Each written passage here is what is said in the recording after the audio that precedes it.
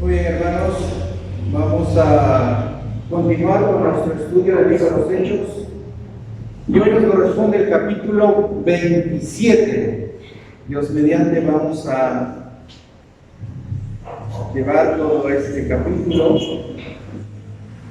y vamos a leer los versículos 21 al 22 de Hechos 27 para luego desarrollar el mensaje del día de hoy. Hechos 27, versos 21 y 22. Dice la palabra del Señor: pero ahora os exhorto a tener buen ánimo, pues no habrá ninguna pérdida de vida entre vosotros, sino solamente de la nave, porque esta noche ha estado conmigo el ángel del Dios, de quien soy y a quien sirvo. Vamos a orar. Padre eterno, Dios nuestro, te damos gracias, Señor, en esta mañana. Gracias por permitirnos una vez más reunirnos, Señor, en tu casa. Bendice este tiempo, que sea de aliento, Señor, para tu pueblo, que sea de edificación para sus vidas, que consuele sus corazones y los aliente, Señor. Y a las personas que me conocen aún, Padre, puedas utilizar la exposición de tu palabra y sea tu Espíritu Santo quien traiga convicción de pecado a sus vidas, y puedan venir, Señor, ellos a tus pies y encontrar, Señor, esta salvación tan grande que es la vida eterna. Padre, en el nombre de tu amado Hijo Jesucristo, es nuestra oración. Amén. Amén. Tomen asiento, pónganse cómodos, pero no se duerman. Pónganse cómodos para atender la palabra de Dios. Hechos capítulo 27 nos corresponde. Ya estamos en el penúltimo de los capítulos del libro de los Hechos, hermanos. Ha sido una tarea ardua, una tarea relativamente larga llevar este libro de los Hechos capítulo por capítulo. Mira, estamos ya en el 27. Dios mediante, hoy vamos a cerrar este capítulo 27. Está compuesto por 44 versículos.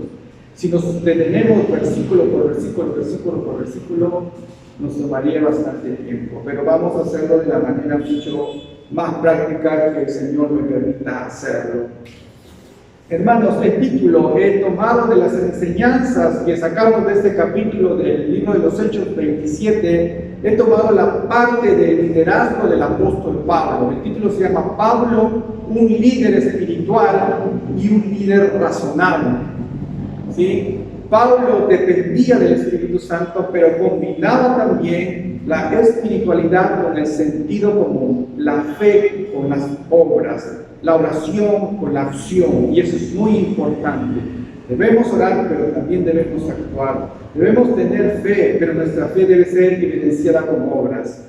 Debemos depender del Espíritu, claro que sí, pero también nosotros debemos tener sentido común, ser realistas en nuestro contexto. Y quiero que veamos estas características del liderazgo del apóstol Pablo, ¿sí? Veamos en esta travesía que el apóstol va a pasar en el mar.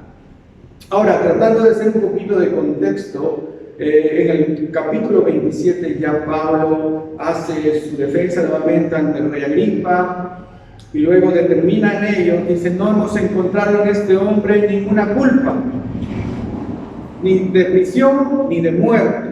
Si no hubiera apelado al César, fácilmente podría ser libre. Entonces, ¿qué deciden? Que se vaya al César, debe ir a Roma. Y en esta travesía, en este viaje que sucede en alta mar, vamos a ver cómo Pablo se levanta y ejerce estos dones de liderazgo. Pero recuerden algo: Roma fue la más grande y espléndida de las ciudades de la antigüedad. Roma era el orgullo del imperio romano. Por eso se solía decir que todos los caminos conducen a Roma. Roma era caracterizado por sus circos, por sus carreras de caballos. por sus basílicas. O sea, Roma, si alguien quería conocer, o su anhelo más grande de la mayoría de personas era conocer Roma. Ahora, pero ¿cómo describen los pensadores de ese entonces a Roma? Por ejemplo, Séneca describe a Roma como una letrina de iniquidad. Imagínense. Por su parte, Juvenal lo describe como una sucia cloaca a Roma, en el aspecto moral y en el aspecto espiritual. Pablo también hace lo mismo en Romanos capítulo 1, los versos 21 en adelante, hermanos. Pablo dice, miren, buscando ser sabios, se hicieron necios. Dice, comenzaron a adorar a las criaturas más que a su Creador. Por eso el Señor que hizo, lo entregó, dice, a la inmundicia, a las concupiscencias de su corazón. ¿Y cuáles fueron los resultados? Donde las mujeres, sus mujeres, dice, dejaron el orden natural por el contranaturaleza. No solamente sus mujeres, sino también los hombres, dice, que se encendieron en pasión los unos contra los otros, creando una inmundicia total. Y el Señor los dejó, dice, en sus vanidades, en sus concupiscencias. Pablo describe eso en Romanos capítulo 1. Y eso mismo, esa misma condición espiritual y moral que se encontraba en Roma, la gran capital, el orgullo del imperio romano, era lo que Pablo lo motivaba de querer ir y compartir el Evangelio. El Evangelio que perdona, el Evangelio que restaura, el Evangelio que salva, el Evangelio que transforma. Pablo decía, esta ciudad, en todo su esplendor, con sus grandes circos romanos, pero en cuanto a su condición espiritual y moral, es una decadencia, como dijo, es una cloaca de inmundicia. Y si usted le pregunta quizás a una persona del extranjero o quizás de la capital, le dice, ¿y Trujillo? La ciudad donde vivimos, ¿cómo se calificaría a nivel moral y espiritual? Con sus catedrales, con su plaza de armas, con sus coliseos, con sus universidades.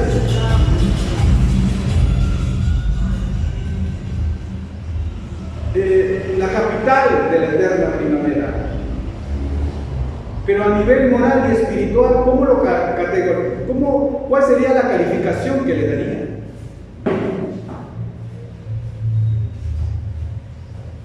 Entonces Pablo eso lo guía. Pablo anhelaba ir a Roma. Era su oración de ir a Roma.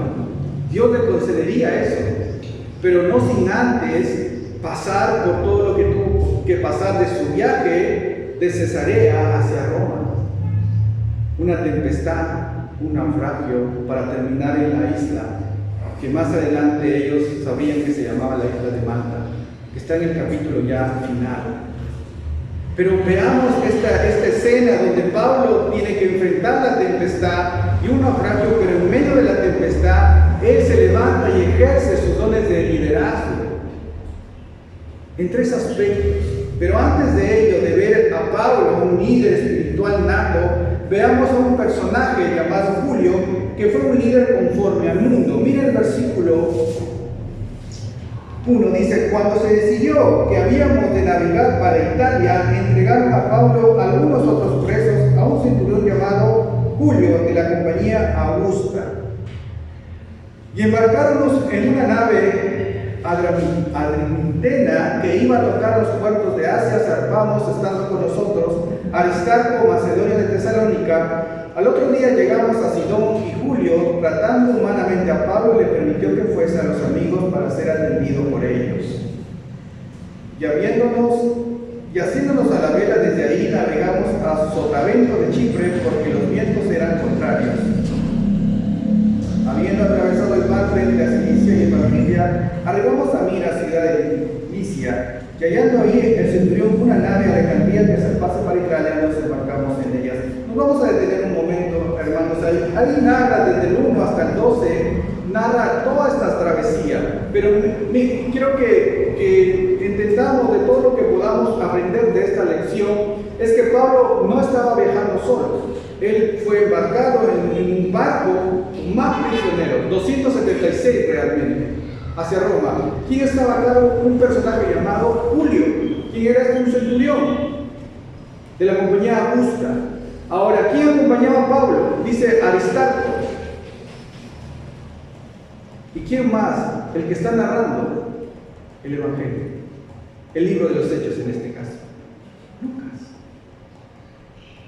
Lucas está ahí, junto con Aristarco, de Tesalónica, de Macedonia, los compañeros de Pablo en esa travesía. Ahora, este líder Julio, un centurión, hermanos, conforme al mundo. Detengámonos un ratito con Julio. Dice, él era centurión, como dije hace un momento. Ahora, un centurión estaba a cargo de una centuria que más o menos estaba compuesta por 100 hombres. 100 hombres. Y 8 centurias formaban un cohorte. ¿Y qué era un cohorte? Era una compañía de infantería de la antigua Roma.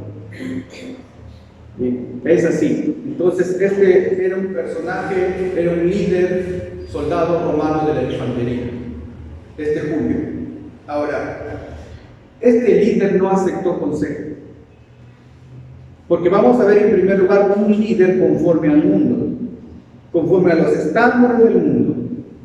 Y esto vemos en el personaje Julio al iniciar su viaje. Es un líder que no acepta consejos. Versos 9 y 10, hermanos. Y habiendo pasado mucho tiempo, siendo ya peligrosa la navegación, por haber pasado ya el ayuno, Pablo les amonestaba, diciéndoles: varones, veo que la navegación va a ser con perjuicio y mucha pérdida, no solo del cargamento y de la nave, sino también de nuestras personas. Ahora, en el verso 9 dice acá, dice, la navegación va a ser peligrosa porque ha pasado el ayuno. Y si usted se pone y se detiene en esta parte, ¿por qué Pablo dijo no navegue? Mire, Pablo le está advirtiendo, dice no navegue porque ya pasó el tiempo del ayuno. ¿Y qué quiere decir el ayuno? ¿Qué tiene que ver el ayuno con la navegación en alta mar? Pues sencillo, en este caso el ayuno se refiere al día de la expiación, o llamado también al Yom Kippur. ¿Qué es el Yom Kippur o el día de la expiación? Es el día más solemne de las fiestas israelitas, el Yom Kippur. Ahora, este día de expiación, hermanos, que empezaba desde quincena de noviembre hasta la quincena de marzo. Perdón, el tiempo de invierno y el tiempo peligroso empezaba desde la quincena de noviembre hasta la quincena de marzo. Y la fiesta de la expiación se realizaba en septiembre. Ya había pasado, dice ya. O sea, el tiempo para navegar es un tiempo malísimo, porque Pablo conocía de lo que estaba hablando. Entraban en invierno y las olas y las tempestades eran muy comunes en ese entonces. Entonces Pablo dice, no debemos navegar. Pero ¿qué sucede? ¿Le hace caso o no? No, hermanos. En los versos 11 y 12 dice lo siguiente: pero el centurión daba más crédito al piloto y al patrón de la nave que a lo que Pablo decía, y siendo incómodo el puerto para invernar, la mayoría acordó zarpar también de ahí, por si pudiesen arribar a Fénicis, puerto de Creta, que mira al noroeste y sudeste, y invernar allí. Julio fue sabio en su propia opinión. Él no hizo caso al consejo de Pablo. No. ¿Qué hizo caso? Al patrón de la nave y al capitán de la nave. En otro caso, al dueño de la nave y al capitán de la nave. No le hizo caso. No hizo caso a la advertencia. Y también vemos, hermanos, acá que en el verso 12 que la mayoría estaba de acuerdo que debía zarpar. La mayoría decía, no, miren lo que nuevamente el verso donde dice, y siendo cómodo el puerto para invernar, la mayoría guardó zarpar también de ahí. Pablo le dice, no debemos navegar, porque ya pasó el tiempo del ayuno. En estos tiempos la marea es alta, las tormentas son muy continuas, no naveguemos. Y le dice a Julio, el centurión que estaba a cargo de la nave, porque él dependía de su decisión de si zarpaban o no zarpaban. Julio no hace caso, busca el consejo del patrón de la nave y del piloto. Y él le dice, naveguemos. No solo eso, sino va a los demás y le dice, ¿qué podemos hacer? Naveguemos. Y este es también un claro ejemplo, hermanos, para nosotros entender que no siempre la mayoría tiene la razón. No siempre la mayoría tiene la razón. Algunos ejemplos en cuanto a ello, ¿no? De que seguir el consejo de la mayoría no siempre es lo más adecuado, no siempre es lo más prudente. Y pensando en esto, para tener ejemplos, vi el tema sobre el aborto, por ejemplo, seguro. La gran mayoría de personas creen que es una buena opción tener un aborto seguro, que se legalice el aborto.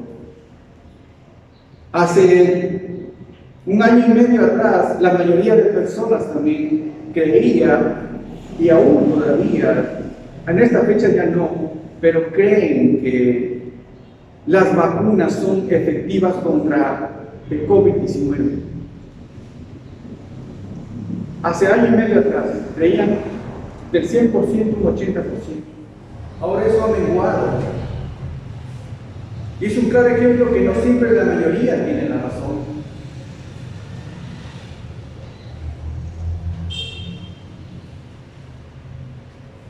Ahora, aparte de no ser sabio en su propia opinión, de no aceptar consejo, Julio también fue un líder autosuficiente, pero a la vez insuficiente.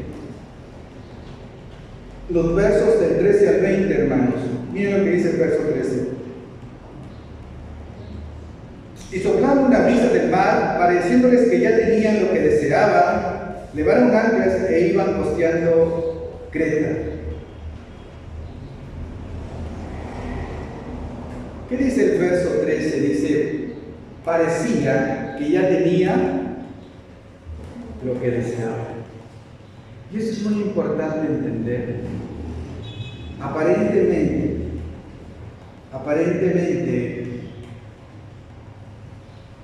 al principio, cuando uno hace las cosas a nuestra manera, puede que vaya funcionando. Aparentemente puede, sí, va bien, hay buenos vientos, buen clima, aparentemente, pero para el final darnos cuenta que vamos a sufrir, vamos a tener dolor, vamos a ser decepcionados, porque tomamos la decisión nosotros y no nos dejamos llevar por el Señor. Miren, ellos, dice acá claramente en el verso 13, soplando una brisa del sur, pareciéndoles que ya tenían lo que deseaban. Levaron anclas y siguieron navegando. Lo mismo sucede, hermanos. Lo mismo sucede muchas veces con nosotros. Es bueno, sí, confiar en nuestras capacidades, pero mejor es confiar en la guía divina. Este Julio, este líder, centurión romano, confió en la experiencia del patrón de la nave, confió en el capitán de la nave, confió en su propia capacidad, para al final darse cuenta que no era suficiente, era insuficiente.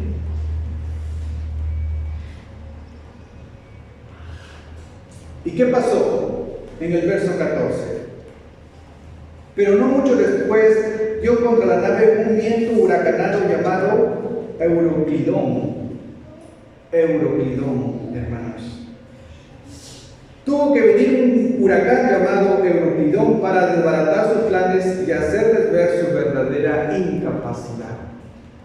Miren, ahí está Julio con el patrón de la nave, el capitán, Pablo mirándoles, observándoles, dice, todo está marchando bien, Pablo estás equivocado. El Señor manda una tempestad, manda un huracán llamado Euroclidón para que le haga ver su realidad. ¿Y no les ha pasado también a nosotros? Como cristianos, muchas veces el Señor tiene que enviar un huracán para hacernos ver nuestra realidad y hacernos volver nuestra mirada a aquel que sí sabe hacer las cosas y recordarnos que nosotros somos insuficientes, no somos autosuficientes. Dios nos ha capacitado, sí, pero dentro de esa capacidad aún necesitamos depender de Dios.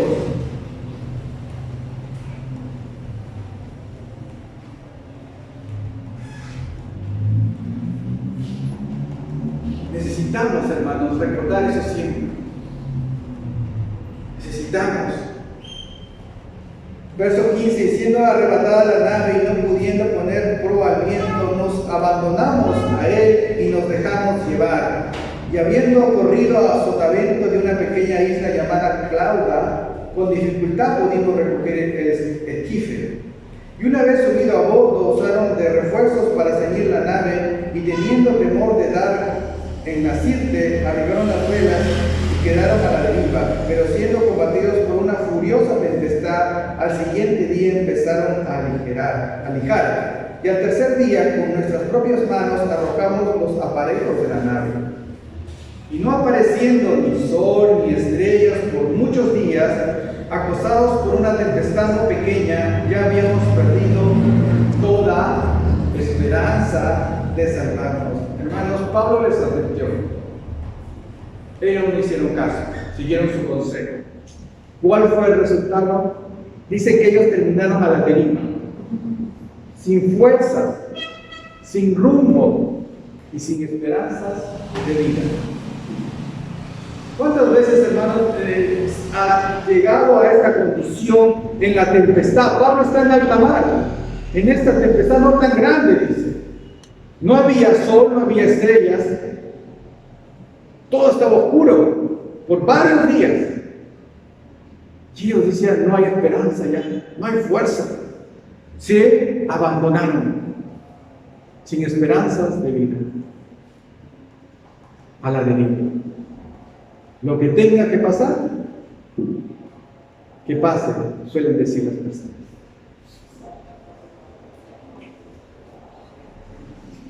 Y esto es muy importante aclarar acá. Se hace una ilustración en cuanto a la vida cristiana, que algunos, al cristiano en cuanto viene a la vida cristiana, que algunos entienden que el cristianismo o los mandamientos o los principios son como prisiones para el hombre, que no lo dejan vivir libremente. Y se hace la siguiente ilustración.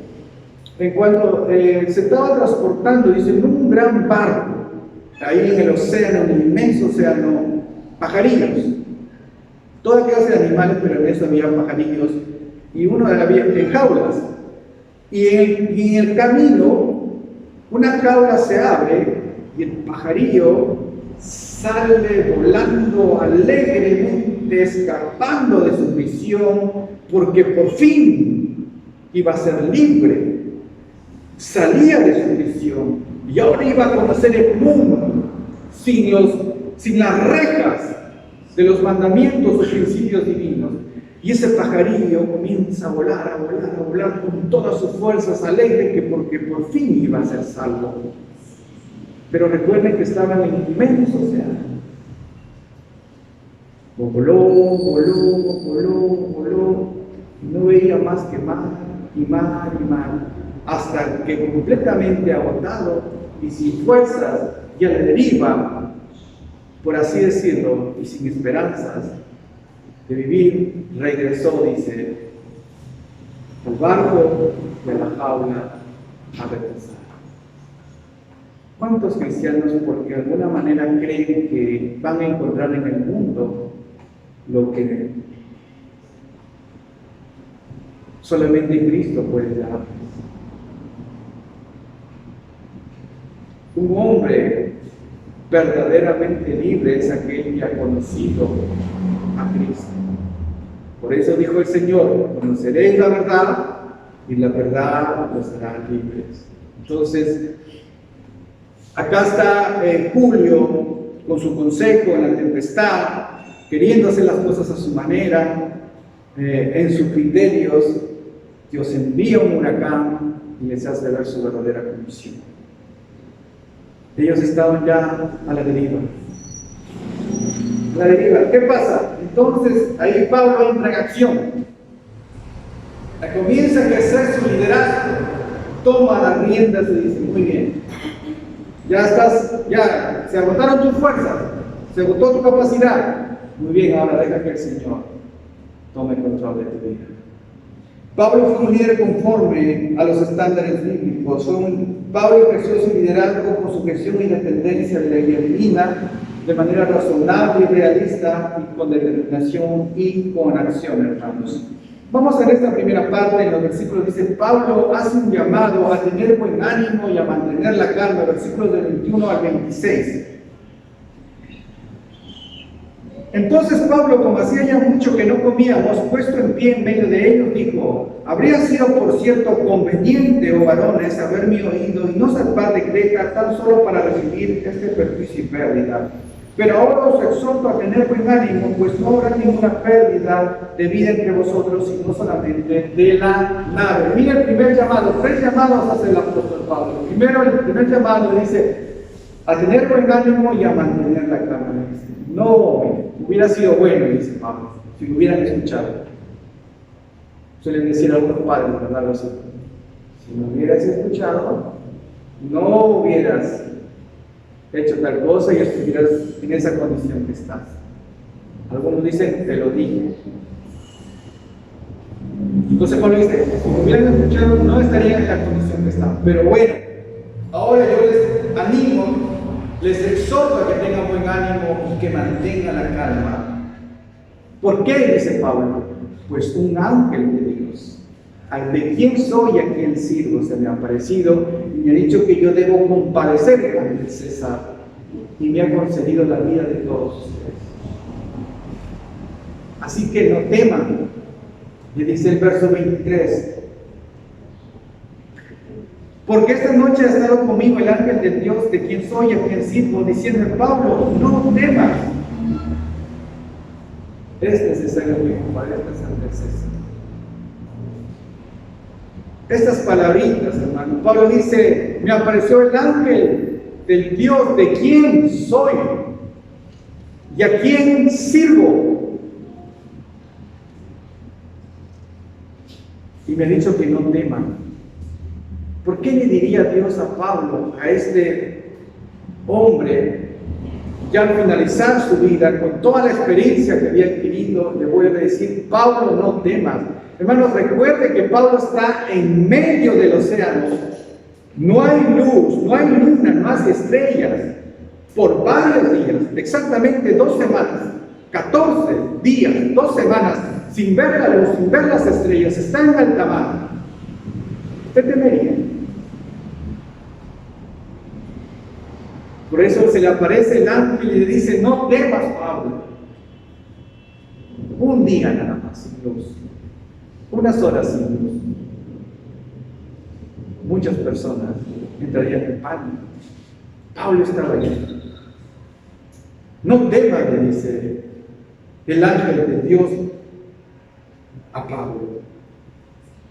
Y algo muy interesante acá: porque es necesario que tú compadezcas ante el César, y todos los que están contigo serán salvos.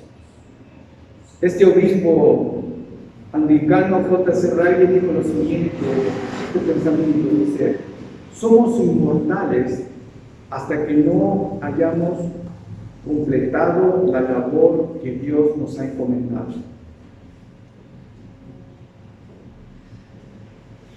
Y esto es una esperanza para un hombre de Dios, para una mujer, para una hija de Dios, para un ministro de Dios, es decir: Dios te ha dado una labor, no temas, tú eres inmortal hasta que cumpla la labor que yo te he encomendado. Eso le dijo el Señor, el ángel, a Pablo. Pablo, no temas porque tú debes compadecer ante el César. No vas a perecer acá.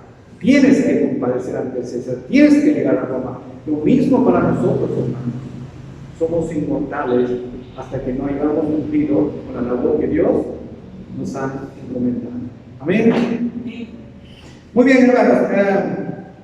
Por tanto, dice Pablo, tengo buen ánimo, yo confío en mi Dios, que será así como ha dicho, aunque es necesario encallar en alguna isla, ¿no? En verso 26 dice, es necesario encallar en alguna isla. El segundo llamado de Pablo es que se mantengan unidos, versos del 27 al 32, dice, venid a la decimocuarta noche, y siendo ya llevados a través del mar Adriático, a la medianoche los marineros sospecharon que estaban cerca de tierra, y echando la sonda, hallaron 20 brazas, y pasando un poco más adelante, volviendo a echar la sonda, hallaron 15 brazas, y temiendo dar en escollos, echaron 4 anclas por la popa, y ansiaban que se hiciese de día. Entonces los marineros procuraron huir de la nave, y echando el esquife al mar, aparentaban que querían largar las anclas de proa. 31. Pero Pablo dijo al centurión y a los soldados, si esos no permanecen en la nave, vosotros no podéis salvaros. Entonces los soldados cortaron las amarras del esquife y lo dejaron perderse. Pablo acá hace el llamado a que se mantengan unidos. 14 días en alta mar y por fin, en la última noche, a medianoche, dice que ellos percibieron que estaban llegando a tierra. Es muy probable que escucharían el golpeteo de las olas contra la isla.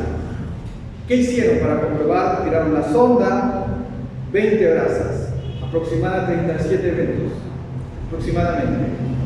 Tiraron un poco más adelante, 15 brazas, 27 metros. ¿Y qué hicieron? Dice, como ya es menos profundo, podemos encallar en un banco de arena, así que hay que tirar las anclas y esperar a que amanezca. Y esto es muy importante, hermanos. Miren lo que dice el verso 22. 32. Ay, ya le he oído. Entonces los soldados cortaron las amarras del esquife y lo dejaron perderse, hermanos. Verso 29 dice acá. Y temiendo dar el escollo, se echaron 4 anclas por la popa y ansiaban que se hiciese de día. Echaron la sonda, 20 metros, 15 metros, nos detenemos acá, echamos las anclas y dice que ansiaba a que amaneciera. ¿Por qué? ¿Por qué ansiaban que amaneciera? Cuando usted está pasando sus tormentas, ¿ansía que termine? Cuando la noche es tan oscura, desea, ¿verdad?, que un nuevo día amanezca. ¿Anhela? Sí, hermanos, todos anhelamos eso. Todos vamos a pasar por tormentas. Todos. Y hay tormentas que pueden durar una semana, un mes, o pueden durar años. Y uno anhela que ya termine esa tormenta, esa tempestad termine en su vida. Ya basta. Señor, ten misericordia de mi vida. Acaba con esta tempestad. Que salga la luz de un nuevo día con nueva esperanza. Ansía la luz de un nuevo día.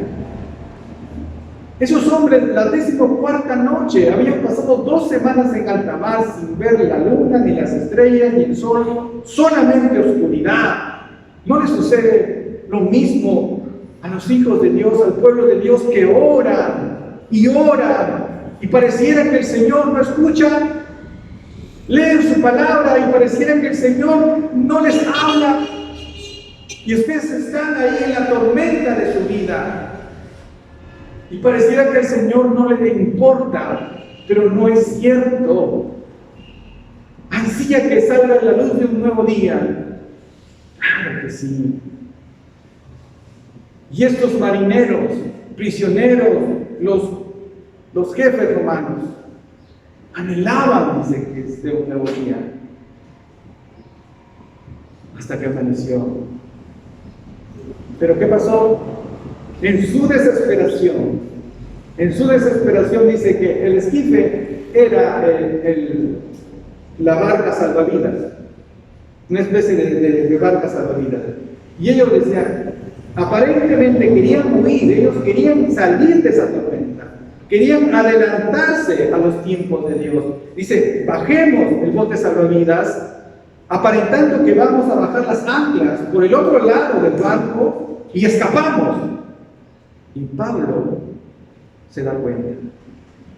Pablo ejerce su liderazgo, hermanos, de manera razonable y realista. ¿Y qué le dice a Julio y al capitán y un probable al patrón de la nave? Si esos hombres escapan, todos morirán. ¿Qué hace Julio? Le dice, muy bien, corta las sogas que tenían el bote salvavidas y lo dejan que se pierdan. Ahora, hay algo muy importante acá que rescatar. Aunque deseemos que la noche termine y la luz de un nuevo día ilumine nuestras vidas, debemos esperar el tiempo de Dios. ¿Sí? Debemos esperar. Dios sabe cuándo terminará la tempestad, cuándo terminará la tormenta en nuestras vidas. Es el tiempo de Dios. Hermanos, debemos aprender. Y digo debemos porque necesitamos recordar y aprender que si la tempestad, algunos están entrando a su tempestad, otros están en medio de su tempestad, otros están saliendo de esa tempestad. Ahora, algo importante que usted aprenda, o Dios, si aún no es tiempo de que termine su tempestad, le va a dar más fuerzas para continuar. Pero terminará en el tiempo de Dios. No apresure ese tiempo. Deje que Dios haga su obra completa. Amén. Termino con lo siguiente, hermanos. Pablo ahora hace el llamado a comer, 37 a 38. Cuando comenzó a amanecer, Pablo exhortaba a todos que comiesen diciendo: este es el 14º día que veláis y permanecéis en ayunas sin comer nada. Por tanto, os ruego que comáis por vuestra salud, pues que aún un cabello de la cabeza de ninguno de vosotros perecerá. Y habiendo dicho esto, tomó el pan y dio gracias a Dios en presencia de todos, partiéndolo, comenzó a comer. Entonces todos, teniendo ya mejor ánimo, comieron también. Y eran todas las personas en la nave 276, y ya satisfechos alinearon la nave, echaron el trigo al mar. En esta ocasión Pablo ejerce su liderazgo con determinación y acción, hermanos. Pablo fue un hombre que combinó espiritualidad con criterio común, fe con obras y oración con acción. Y es muy importante eso. Hay muchos buenos cristianos bien intencionados que simplemente se quedan en esta última parte, ¿no? Solamente oran cuando ya deben actuar. O solamente es fe, pero tu fe debe ir acompañada con obras. Tu espiritualidad debe ir acompañada con un sentido común, con criterio propio, o sea, siendo realista, pisando tierra. Debes combinar, y Pablo combinó todas estas. Hermano, Pablo le hace un llamado a comer, dice: la 14ª noche deben comer, porque ni uno solo de sus cabellos va a perecer. Así que tengan un ánimo. ¿Y qué hace Pablo? Da el ejemplo. Coge el pan, come, y todos comienzan a comer y ya tienen buen ánimo, ¿verdad? Porque hay personas que ya cuando viene el hambre no les deja ni siquiera pensar. Comida. No hay otra cosa más que comida. Imagínense 14 días. 14 días. Pablo da el ejemplo. Y por último vemos cómo la influencia del apóstol ejerce y hace efecto en la vida de Julio. La influencia de Pablo en la vida de Julio. En otras palabras, la influencia de un líder cristiano en la vida de un líder no cristiano. Es muy importante esto, hermanos, que también nosotros tomemos en cuenta. Miren en qué influenció. Versos 42 y 43 dice, pero leamos el 39, dice, cuando se hizo de día, no reconocieron la tierra porque veían una ensenada que tenía playa, en la cual acordaron parar si pudiese la nave. Cortando pues las anclas, las dejaron en el mar, largando también las amarras del timón, e izada al viento la vela de proa, enfilaron hacia la playa. Pero dando en un lugar de 2 aguas, hicieron encallar la nave, y la proa, hincada, quedó inmóvil, y la popa se abría con la violencia del mar. Entonces los soldados acordaron matar a los presos, para que ninguno se fugase nadando. Pero el centurión, queriendo salvar a Pablo, les impidió este intento, y mandó que los que pudiesen nadar se echasen los primeros y saliesen a tierra, y los demás parten tablas, parten cosas de la nave, y así aconteció que todos se salvaron saliendo de tierra. Julio, el centurión romano, tomó la decisión de salvar a Pablo, y con ello a todos también. Fue influenciado por Dios. Dice, el barco ha encallado en un banco de arena, la proa ha caído ahí, su nariz ya no se mueve, y las olas del mar en la parte de atrás, en la popa del barco, estaban destruyendo la nave. Entonces ellos dijeron, hay que matar a todos los prisioneros, porque recuerde que en la ley romana, cuando un soldado custodiaba a un prisionero, si el prisionero se escapaba, él pagaba con su propia vida. Entonces, hay que matar a todos. Pero Julio dice no. Queriendo salvar a Pablo, dice que no. ¿Y qué ordena? Que los que sabían nadar salgan primero. Y los demás, ya sea en tablas o en partes de la nave, todos al final llegaron a la orilla de esta isla, que más adelante sería la isla de Malta. ¿Qué podemos aprender de esto? Lo que Dios ha dicho, así será.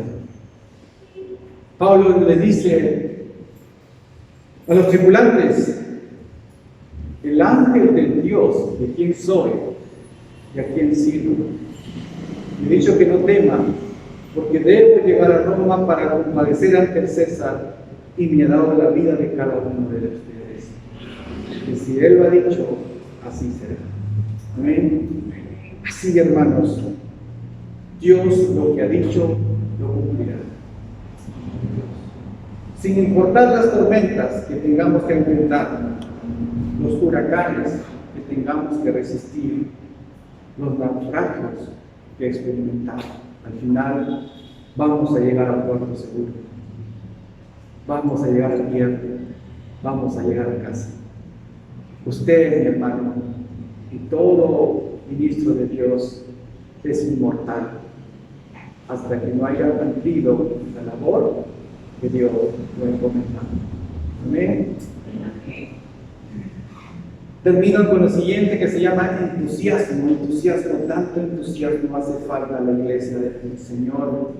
Poder estar siempre gozosos, como dice el Señor, regocijados en el Señor siempre, fortalecedos en el Señor siempre, y en el poder de su fuerza, regocijados en el Señor también. Otra vez les digo, regocijados. Depende mucho la actitud como nosotros enfrentemos la vida, en todos los niveles. O bien veamos cada día que Dios nos da como un milagro de parte de Dios, o veamos como una carga, o como algo cotidiano. Y eso tiene que ver en cuanto a nuestra labor en la obra de Dios. Es muy importante usted los lentes cuando mire su labor dentro de la obra de Dios, para que usted pueda tener una vida entusiasta o una vida no tan entusiasta. Un viajero estaba, dice, visitando ciertas ruinas y se encontró con 3 trabajadores o 3 personas que trabajaban en la piedra. Y ellos estaban trabajando en una misma piedra. Y le hizo la misma pregunta a los 3. ¿Qué están haciendo? El primero, ¿es que acaso no ves? Picando una piedra. El segundo, pues lo que me manden a hacer, con tal de ganar dinero y mantener a mi familia. Y el tercer trabajador me dice, estoy construyendo una catedral. Y precisamente esta es la piedra principal donde va a descansar el arco de la bóveda, donde se va a sostener todo la construcción. Y debe ser perfectamente hecho. Y me estoy esforzando para que así sea. Mi trabajo es muy importante. 3 hombres, hermanos, trabajando la misma piedra, haciendo el mismo trabajo, pero con enfoques diferentes. Y esto es muy importante que usted se pregunte, ¿cómo usted mira, observa o considera su obra dentro de la casa de Dios, dentro de la obra de Dios? ¿Como el primer trabajador? ¿Como el segundo? ¿Tengo que venir? ¿O como el tercero? Viene el entusiasmo orgulloso de saber que su trabajo es muy, muy importante. Amén. Vamos a orar. Señor, gracias te damos, Padre, en esta tarde ya. Gracias, mi Señor, por tu palabra y por este capítulo 27. Gracias por todas las enseñanzas que tú nos das a través del apóstol Pablo. Gracias por enseñarnos, Señor, que en medio de nuestras tempestades tú estás presente. En medio de los días, Señor, donde no sale el sol, no vemos la luna, no vemos las estrellas, no vemos ninguna esperanza, ninguna luz, Señor, debemos recordar siempre que tú sigues teniendo el control, que tú te preocupas por nosotros, que tú tienes cuidado de nosotros, Señor, y no eres indiferente. Y como dice tu palabra, toda tempestad tiene una fecha de caducidad, no es para siempre, Señor. Sea, Padre, dentro de tus designios y de tu buena voluntad, que las tormentas que estemos atravesando estén llegando a su final, que eso anhelamos, Señor. Y si no es así, te pedimos que nos des fuerza para seguir navegando. Bendice a tu pueblo, bendice a tus hijos y bendice a todas las personas que escucharán su palabra. Que ella obre, Señor, conforme a la inmensidad de tu amor. Señor, en el nombre de Jesús, es nuestra oración. Amén.